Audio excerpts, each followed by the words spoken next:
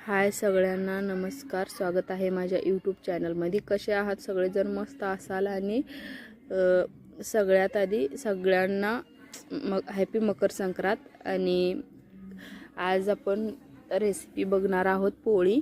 तर म्हणजे गव्हाच्या पिठाची पोळी बनवतो ना, तेव्हा अशी बनत नाही। आणि मला ती पोळी म्हणजे तगडावरची पोळी खूप खायला आवडते आणि तुम्हाला पण आवडत असेल आणि तुम्ही कधीतरी खाल्लीच असेल। तर पाहू शकता ते तगडावर करायचं म्हटलं की एवढं पीठ पातळ आहे ना, अरे बाप रे। ते पीठ मला तर त्याची बनवता पण येत नाही, पण माझ्या सासूबाईला खूप पहिल्यापासून बनवता येते। त्यामुळं पाहू शकता किती पीठ, ते पुरण पण पातळच आहे आणि तो तगडावर करायचं, त्यामुळे पीठ आणि पुरण म्हणजे पातळच असतं।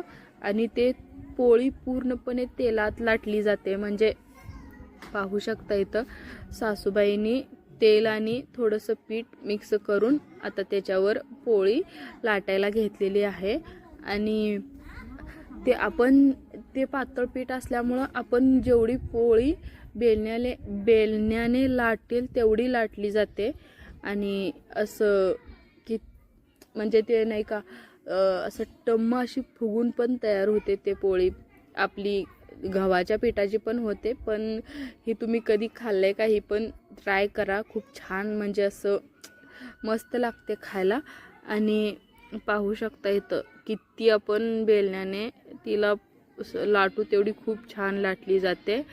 आणि इथं तवा गरम होण्यासाठी आधीच ठेवलेला होता। आणि आपण ही पोळी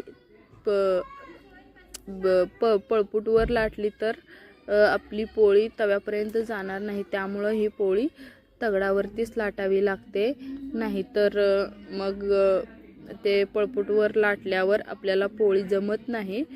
तर फायनली पाहू शकता इथं पोळी बनून रेडी आहे। आणि इथं ते तगड उचलून टाकलेले आहे त्याच्यामध्ये। तर पाहू शकता तव्यापेक्षा पण खूप मोठी पोळी बनून रेडी आहे आणि अशी टम्म पण फुगलेली आहे पोळी, इथं पाहू शकता। तर कसा वाटला आजचा ब्लॉग नक्की कमेंट करून सांगा।